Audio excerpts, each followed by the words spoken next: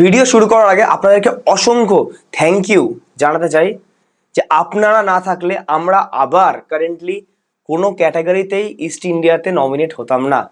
আমরা যারা যারা জানেন, আগের ভিডিওতেও বলেছিলাম, মুম্বাই গেছিলাম অ্যান্ড আমরা নমিনেটেড হয়েছিলাম 3টে ক্যাটাগরিতে, যেটা 2টো ক্যাটাগরিতে আমরা টপ 5-এ ছিলাম অ্যান্ড একটা ক্যাটাগরিতে সাকসেসফুলি যে আমরা মুম্বাইতে গেছিলাম সেটা ইস্ট ইন্ডিয়া থেকে নাম্বার 1 আগেন আমরা আমাদের টাইটেল রিটেন করেছি। সেই ভিডিওটা আমি দেখাবো একটু পরে, জাস্ট 1 মিনিটের মধ্যে। জাস্ট এইটুকুই বলি যে থ্যাংক ইউ সো মাচ। এটা ইকুইটি ক্যাটাগরিতে আপনারা মানে ইস্ট ইন্ডিয়াতে আমাদের থেকে ভালো কাজ, আমাদের থেকে বড় কাজ বা সব থেকে বেশি ইনভেস্টার আমাদের পরে কেউ নেই, মানে আমাদের ওপরে কেউ নেই। আমাদেরকে জাস্ট এই পজিশনটাই হোল্ড রাখতে হবে। মুখে মুখে আপনারা প্রচার করেছেন আমরা ভালো কাজ করেছি বলে, এই বাজে মার্কেটও 14, 15, 16, 20, 30% সিএজিআর বা এক্সআইআর আপনাদের চলছে। অনেস্টলি আমরা কাজ করেছি যতটা সম্ভব পারা যায়।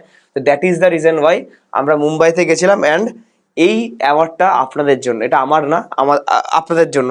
জাস্ট ভিডিওটা আপনাদেরকে একবার চালিয়ে দিই। কিছুদিন আগে আমরা বন্ডসের ন্যাশনাল অ্যাওয়ার্ড নিয়ে এসেছিলাম, এটা ইকুইটিজের আছে। জাস্ট ভিডিওটা এরপর একবার দেখে নিন।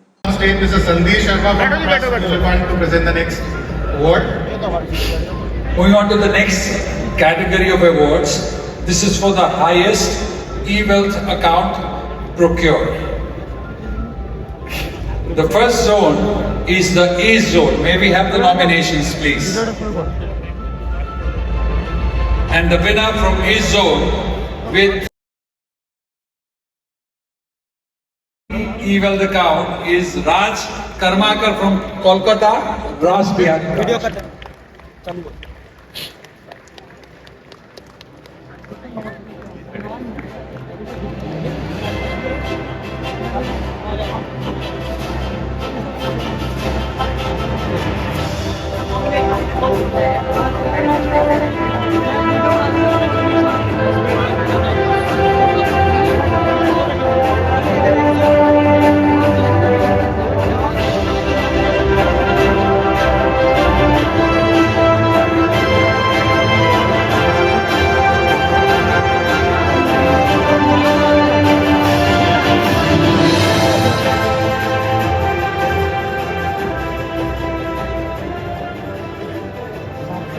Thank you, Sandeep. Can I please call upon stage Mr. Mayor? তো আই থিঙ্ক আপনারা দেখে অনেকটা মুগ্ধ হলেন।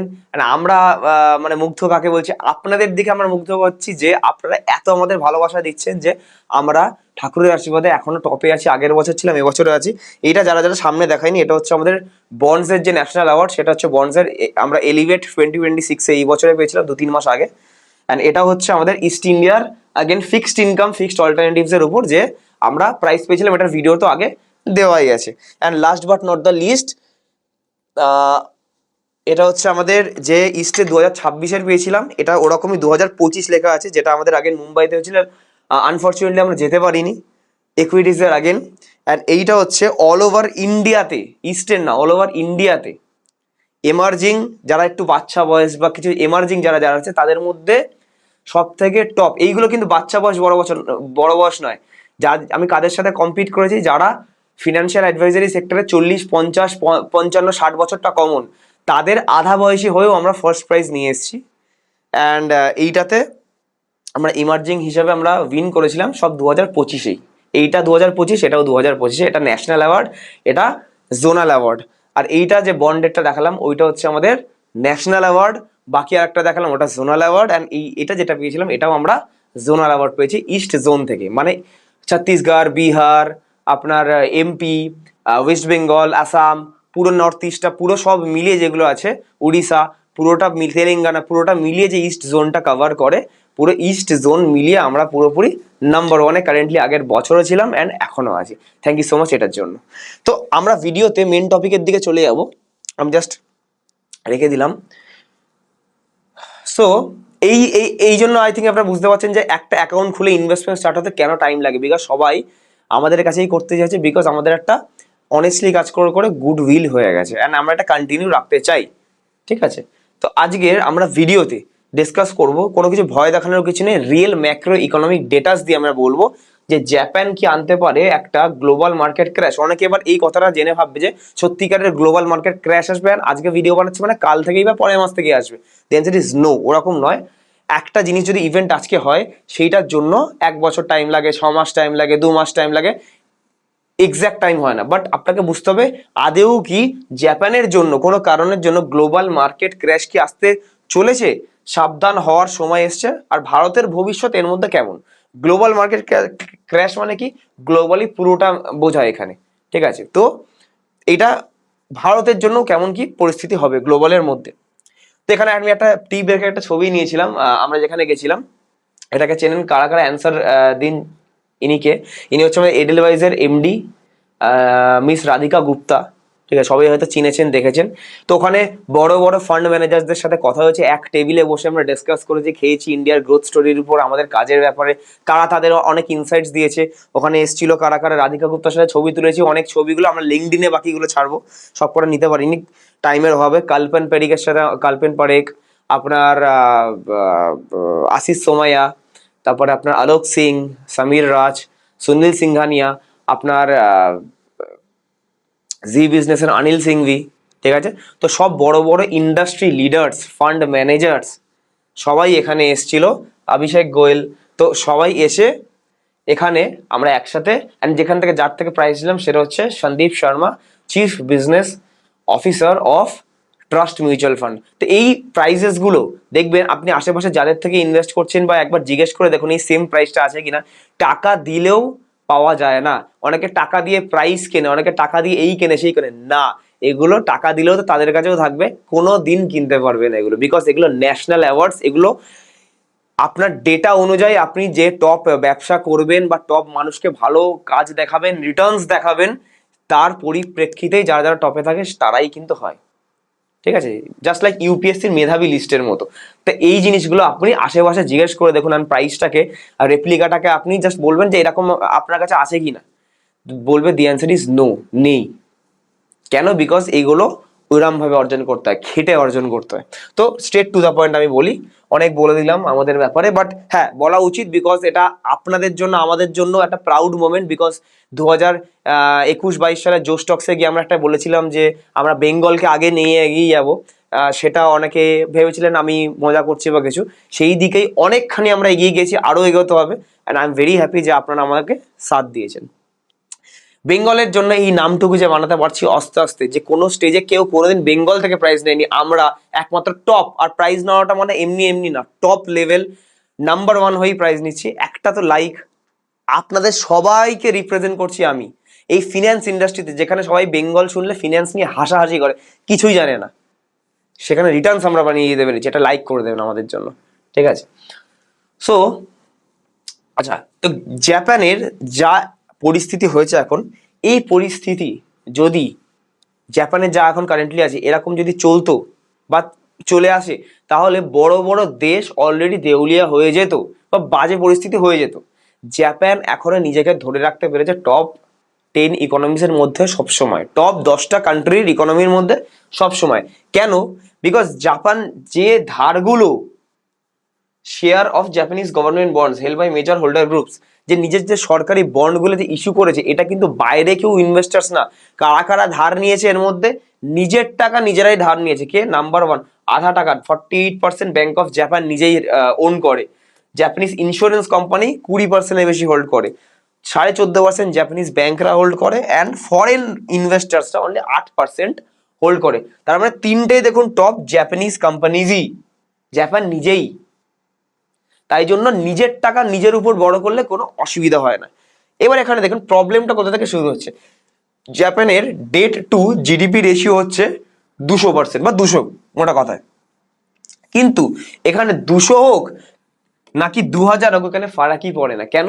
বিকজ এখানে আমি যদি আপনাকে বলছি, ফর এক্সাম্পল, আপনার যদি টোটাল মিউচুয়াল ফান্ড সব মিলিয়ে 1 কোটি টাকা থাকে, 1 কোটি টাকা সব মিলিয়ে আপনার নেটওয়ার্থ আছে, বাড়ি মিউচুয়াল ফান্ড সব মিলিয়ে, আপনার ধার 5 কোটি টাকা আপনি বাজার থেকে নিয়ে বসে আছেন, তাহলে কি আপনি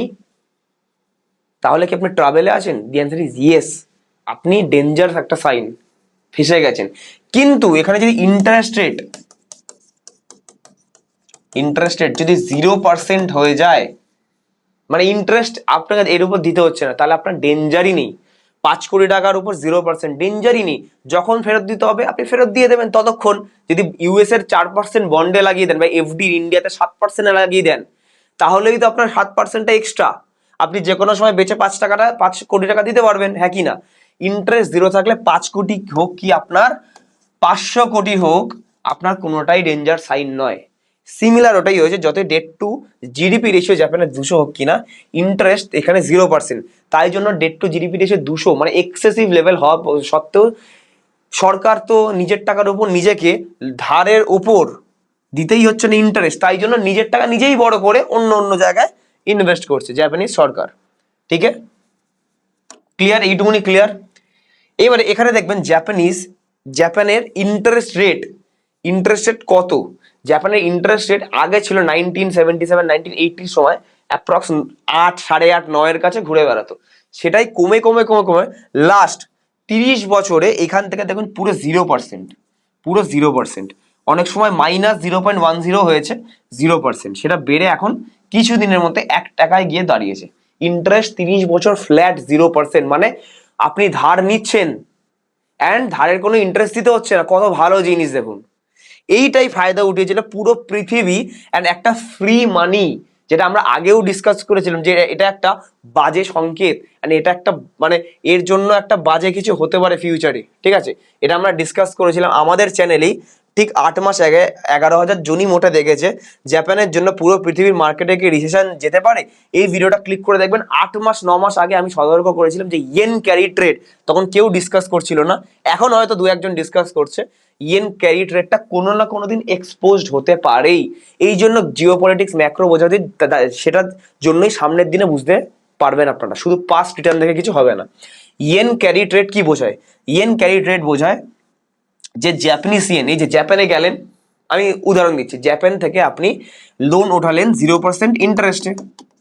আপনি কত নিলেন? 1 কোটি টাকা লোন নিলেন। এই 1 কোটি টাকার লোনটাই কোনো ইন্টারেস্ট দিতে হচ্ছে না, ফ্রিতে পেয়ে গেলেন। এবার এই টাকাটা আপনি ডলারে, ধরুন ইউএস ডলারে কনভার্ট করলেন, করে আপনি কি করলেন? হাই ইল্ড অ্যাসেট অ্যাকাউন্টে আপনি ইনভেস্ট করলেন। ধরুন এটাকে আপনি ডলারে আপনি এইখানে স্টকস কিনলেন, বন্ড কিনলেন, পেনশন ফান্ড কিনলেন বা ইউএস এর বন্ড মার্কেটে ইনভেস্ট করলেন, তাহলে ফিক্স আপনার 5% আজকের দিনে আপনি পেয়ে যাবেন 5%। তার মানে ফ্রিতে টাকা উঠিয়ে 5% এমনিই পাচ্ছি। 1 কোটি টাকার উপরে বছরে 5 লক্ষ টাকা আমার এমনিই আসছে। যখন ফেরত দিতে হবে আমি পুরোটা আবার কনভার্ট করে আমি আবার দিয়ে দেবো 1 কোটি ফেরত।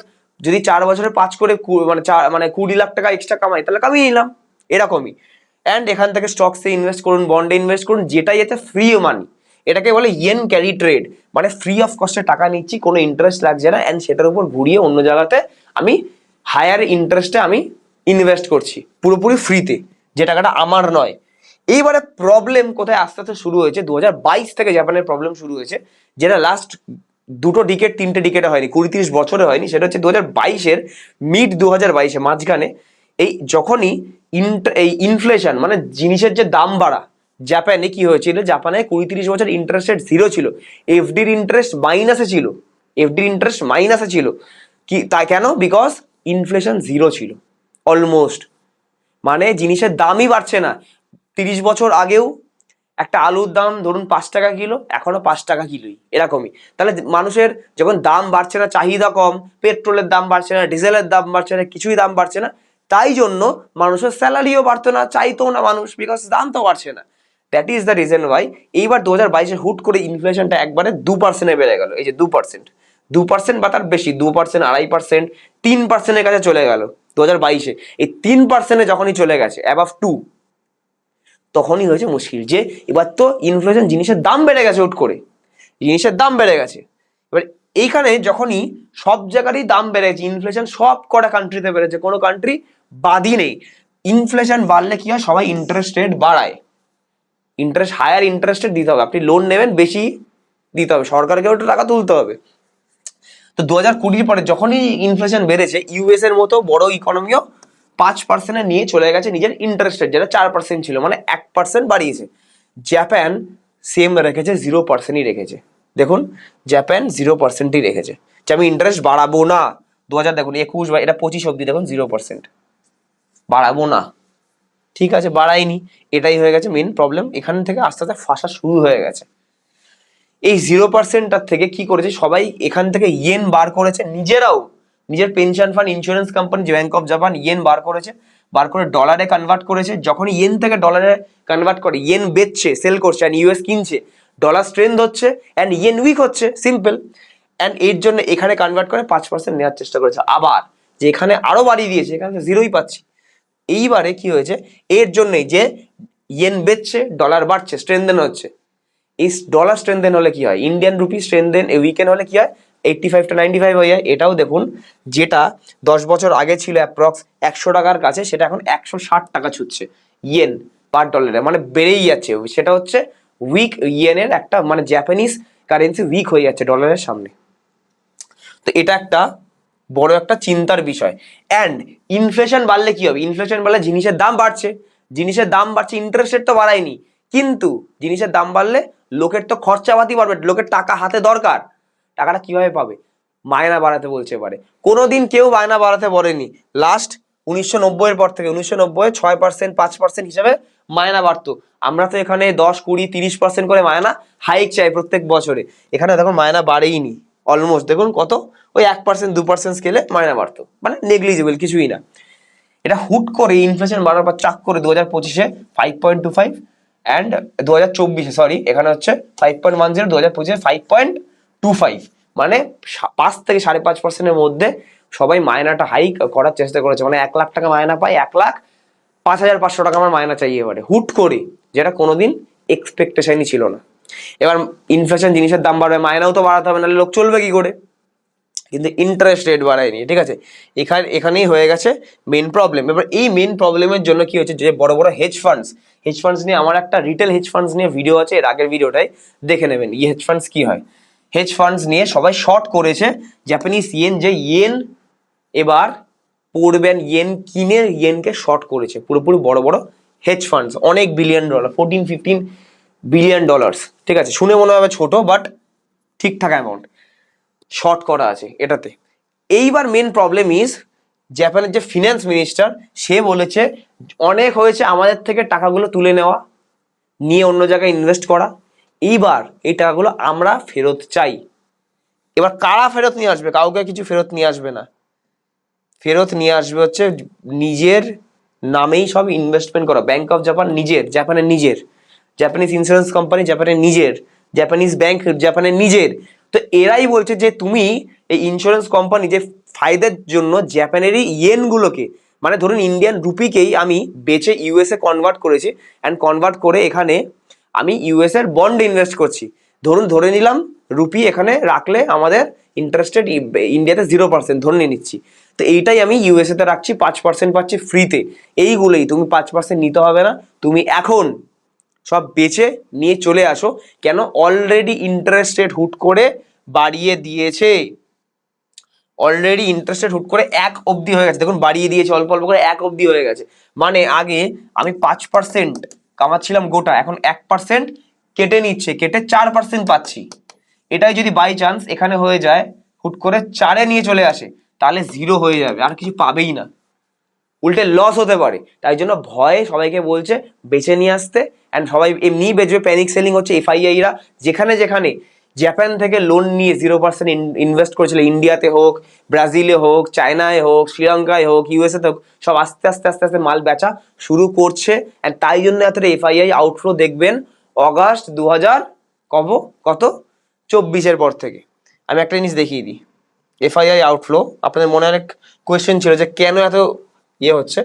যবে জাপানিজ ইয়েন ডলারের এগেনস্টে স্ট্রেনথেন হওয়ার চেষ্টা করেছে অ্যান্ড উপরে গেছে এইসব ডিসিশনের জন্য, 1998-এ ফেডের ক্রাইসিস এসছে। ফেড ইউএসকে অনেক বড়ভাবে বাঁচিয়েছে।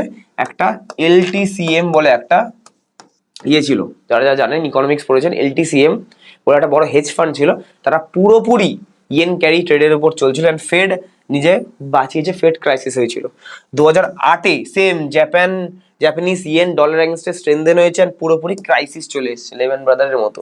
2020-তে আগেন মাঝখানের মার্চ 15-এর দিকে স্ট্রেনথেন হয়েছিল, আগেন ক্রাইসিস তারপরে চলে এসেছিল। 2024-এ আগেন অনলি 0.25% ফার্স্ট টাইম অনেক বছর পর বাড়িয়েছিল জাপানিজ ইয়েন স্ট্রেনদেন হয়েছিল। সেদিনকার Japanese market, stock market 12% down, আপনার ইউএস মার্কেট 3 থেকে 4% ডাউন ছিল, সব গ্লোবাল মার্কেট মিনিমাম 2% ডাউন ছিল সেই দিনকার ফার্স্ট দিনের কথাই বলছি। তারপর থেকে তো ইন্ডিয়ার মতো মার্কেট থেকে যে এফআইএ যে টাকাগুলো স্পেশালি জাপান থেকে ইনভেস্ট করে মানে লোন নিয়ে ইন্ডিয়াতে ইনভেস্ট করেছে, সেগুলো আউটফ্লো অল্প অল্প অল্প করে বের করার চেষ্টা করেছে, তার উপর আর্নিং হয়নি, স্টক মার্কেট ডাউনেই চলে গেছে অ্যান্ড আপ তারপর থেকে হয়নি আর। এবার এই জিনিসটাকে বলছে কি পুরোপুরি জাপান সরকার বা ফিনান্স মিনিস্টার বলেছে আমার দরকার নিয়ে পুরো ইয়েন এবার বাড়ি নিয়ে চলে আসে, যেটা বাইরে চলে গেছে। এবার আমার এবার ডলার কিনেছিল ইয়েন নিয়ে না, এবার ডলারটাকে বেছে ইয়েন নিয়ে চলে আসে। ডলার বেচলে কি হবে, ডলার উইক হবে, ডমিনেন্স কমবে অ্যান্ড ইয়েন বাড়বে। এটাই বলেছে ফিনান্স মিনিস্টার অফ জাপান। আজকে একটুখানি কথাটা জড়িয়ে যাবে, এক্সট্রিমলি সরি, কথা থেকে বুঝতেই পারছেন আমার একটা শরীরটা একটু ডাউন, একটু খারাপ, একটু হালকা জ্বর আছে আমার।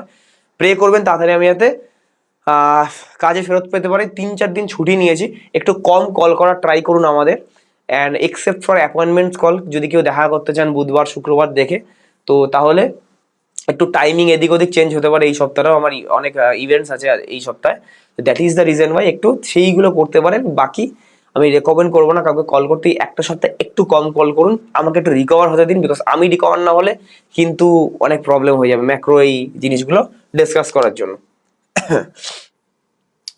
তো এবার ইন্ডিয়ান মার্কেটে কি এফেক্ট হতে পারে, ইউএস তো ডাউন হয়ে গেলই, আমি রুপির কথা বলছি বা আমি স্টক মার্কেটের কথা কেন বলছি না, ইউএস এর ডলারের কথা বলছি বা ইন্ডিয়ান রুপির কথা বলছি। এবার মার্কেটসের দিক দিয়ে যদি যাই তাহলে এফআইআই আউটফ্লোজ বাড়বে আরো বেশি, এখন তো হচ্ছেই, কিন্তু আরো বেশি বাড়তে পারে এই অ্যানাউন্সমেন্টের পরে। বড়োয়িং কস্ট আরো বাড়বে, যে যে কোম্পানিজ গুলো বিদেশি কোম্পানির সাথে কাজ করে, বড়োয়িং এর কাজ করে, সেগুলোর আপনার কস্টিং বাড়বে, প্রফিটস কমবে, প্রফিটস করলে আর্নিংস এর উপর পুরোপুরি আঘাত পড়বে, অ্যান্ড ওখান থেকে আমাদের আউট হতে পারে কিছু মার্কেট থেকে আউটফ্লো, বড়োয়িং কস্ট বাড়বে অ্যান্ড লিকুইডিটি ক্রাঞ্চ আসবে। লিকুইডিটি ক্রাঞ্চ মানে আপনারা জানেনই যে না বেচতে পারাটা বা ডিসকাউন্টে বেচা, এই জিনিসগুলো ক্রাঞ্চ আসতে পারে, ঠিক আছে। ইন্ডিয়ান মার্কেটেরও এইগুলো এফেক্ট হতে পারে। যদিও জাপানের যখনই ইয়েন স্ট্রং হয়েছে, যেমনি আগেও বললাম, স্টক মার্কেটে একটু না একটু ডাউন, নেগেটিভ ইম্প্যাক্ট পুরো গ্লোবালে হয়েছে, ইনক্লুডিং জাপানিজ মার্কেট নিজেই, ঠিক আছে। তো এইটা একটুখানি ভালো করে ভাববেন, এটা এমন কোনো ইভেন্ট নয় যেটা আজকে হবে কালকে পুরো একবারে 60% বা এক মাসে 40% ডাউন, ওই রকম ইভেন্ট নয়। এটা ধীরে ধীরে স্লো পয়জনের মতো একটা ইভেন্ট, এটা যেটা অ্যানাউন্সমেন্ট আজকে হলো, একদিনে সব আউটফ্লো একদিনে সব ইনফ্লো এগুলো হয় না, বিকজ অত লিকুইডিটি থাকে না, অল্প অল্প করে ধীরে ধীরে সেলিং হয়, অল্প অল্প অল্প অল্প করে ডাউন হতে থাকে, এরকম জিনিসটা হতে থাকে। তো সবকিছুই আমি 2027 আসার আগেই পুরো ডটস কানেক্ট হয়ে যাচ্ছে, অ্যান্ড এটা একটা ভয়ঙ্কর জিনিস, যেটা আমি ভয় দেখানোর কিছু নেই, টাইম উইল টেল এভরিথিং। যদি আপনাদের মনে হয় যে মার্কেট ইজ অল রাইট এসব শোনার পরেও, জানার পরেও, দ্য ওনলি থিং ইজ আপনারা কিছু জানেন না, অত এসব স্টাডি আপনারা করেন না, স্টাডি করলেও আপনারা ভেতর ইনডেপথ অ্যানালিসিস করেন না, তার জন্য ভাবেন যে মার্কেটটা আমাদের প্রফিট দেওয়ার জন্যই তৈরি হয়েছে, বাট সেরকম কিছু না। মার্কেটটা অনেক রকম ম্যাক্রো ফ্যাক্টরস দেখে, ম্যাক্রো অ্যান্ড মাইক্রো ফ্যাক্টরস দেখে তৈরি হয়, সেই অনুযায়ী যদি আপনারা যারা যারা জানেন, তাদের যদি মনে হয় যে 1% আমি ঠিক বলছি, তাহলে আপনারা জানেন আপনাদের কি করতে হবে, বাকিটা তো আপনার ফিনান্সিয়াল অ্যাডভাইজার আপনাকে বলবে, রাইট। তো আজকে কয়েকটা কমেন্টের দিকে চলে যাব, ঠিক আছে। কমেন্টে যাওয়ার আগে যদি আপনার আমার ভিডিওস ভালো লাগে অ্যান্ড আপনি আমাদের ফিনান্সিয়াল অ্যাডভাইজারই ডিরেক্টলি নিতে চান, কোনো না কোনো জায়গায় তো রাখতেই হয়, কোনো এজেন্টের কাছে রাখতে হবে, কোনো ব্যাংকের কাছে রাখতে হবে, কোথাও রাখতে হবে, এক্সপেন্স রেশিও তো সেম হয় সব জায়গাতে, এক্সট্রা কোনো কস্ট ছাড়া সুইচ করে নিতে পারেন, বা সুইচ আমরা এখন অ্যালাউ করছি না, আপনি চেঞ্জ করে নিতে পারেন অ্যান্ড নতুনভাবে ভালো করে স্টার্ট করতে পারেন। এটা আমার পার্সোনাল নাম্বার 7003684863। আর একটা নাম্বার আছে এইদিকে দেওয়া, একটা কৌশিকের নাম্বার, আমার যে বিজনেস পার্টনার, 6289541836। ওই নাম্বারে না পেলে এই নাম্বারে কল করবেন, একবারে কলে না পেলে আমি রাতের মধ্যে কল ব্যাক করে নিই সবাইকে। আপনি অফলাইনে এসে ডিসকাস করবেন ফার্স্টে, দ্যাট উইল বি গ্রেট। তারপরে আপনি মিউচুয়াল ফান্ড হোক, বন্ড হোক, ডেট পিএমএস হোক, এআইএফ হোক, cat 1 cat 2 cat 3 whatever, debt AIF হোক, আপনার ভেঞ্চার ফান্ডস হোক, সিরিজ 3 ফান্ডস হোক, এসআইএফ হোক, ফিক্সড ইনকাম বন্ডস হোক, এফডি হোক, ডেবেঞ্চার হোক, যা খুশিতে আপনি চাইলে আপনার গোল অনুযায়ী আমরা সাজেস্ট আপনাকে করতে পারবো, রাইট। চলুন কমেন্টের দিকে আমরা চলে যাই। রাত 8টা থেকে 10টা ফোন কলিং টাইম, তার আগে একটু অ্যাভয়েড করবেন করাটা ফোন। দাদা কমেন্টসে লিখেছিলাম আমার এনজে অ্যাকাউন্ট তোমার কাছে ট্রান্সফার করতে চাই, কমেন্টসে লিখে কোনো লাভ নেই, বিকজ কমেন্ট থেকে তো আমি আপনার ফোন নাম্বার নিতে পারবো না যে আমরা কন্ট্যাক্ট করবো। কমেন্টে লিখে কোনো লাভই নেই। আপনাকে নিজে থেকে ডিরেক্টলি কানেক্ট করতে হবে, আসতে হবে, বা না আসতে পারলে আমাদের ফোন করতে হবে, আমরা আপনাকে একটা টিমমেট অ্যালার্ট করবো, সে ওটিপি নেবে, একটা ওটিপিতে সুইচ হবে, এরম করে জিনিসটা হয়। কমেন্টে লিখে কোনো কাজ হয় না। ওটিপি দিয়ে করা যাবে বলেছিলেন, তারপর কিভাবে করবো বললাম, কিন্তু আর কোনো উত্তর দিলেন না। হয়তো তোমার ছোট ফান্ড বলে গুরুত্ব দিলেন না। ছোট ফান্ড বড় ফান্ড আমরা বুঝবো কি করে যে আপনার ছোট ফান্ড আছে? আমি যদি আপনার পোর্টফোলিওর ভিতরে ঢুকে বসে থাকি তাহলে কিভাবে বুঝবো? হাউ ক্যান আই নো ছোট ফান্ডটা কত? হ্যাঁ, 2 লাখের নিচে হলে হয় না, বাট 2 লাখের উপর হলে হয়ে যায়। তো that is the reason why আমার বুঝতে হবে যে কত ফান্ড। সেটা কমেন্টের থেকে আমি কি করে বুঝবো বলুন? আপনাকে আমি চিনি না, আপনার বাড়ি কোথায়, আপনার নাম কি, আপনার অ্যাকাউন্টের নাম্বার কত, ইউসিসি আমি তো জানি না কিছু। B practical.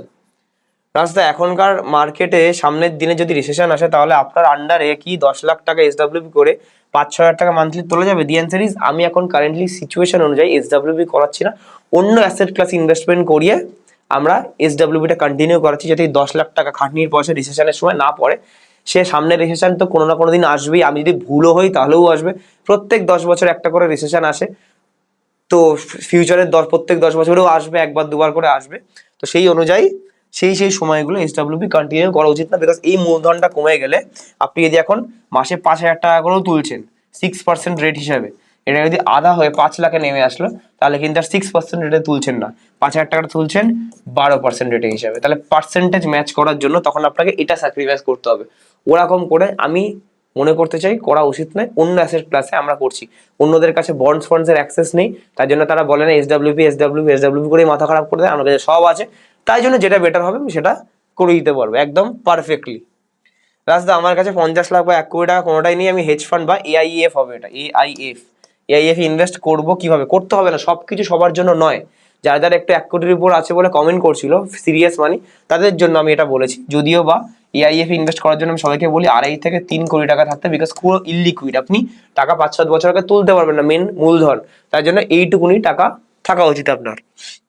বাকি তার নিচে থাকলে যেটুকুনি আপনার কাছে অ্যাক্সেস আছে সেইরকম ভাবে আপনি টাকাটা বাড়ান আস্তে আস্তে, ভালো গাইডেন্স নিয়ে। মিউচুয়াল ফান্ড হোক, ফিক্সড ইনকাম বন্ডস হোক, ডেবেঞ্চার হোক, সেইগুলো আপনি যান উল্টে ভালো।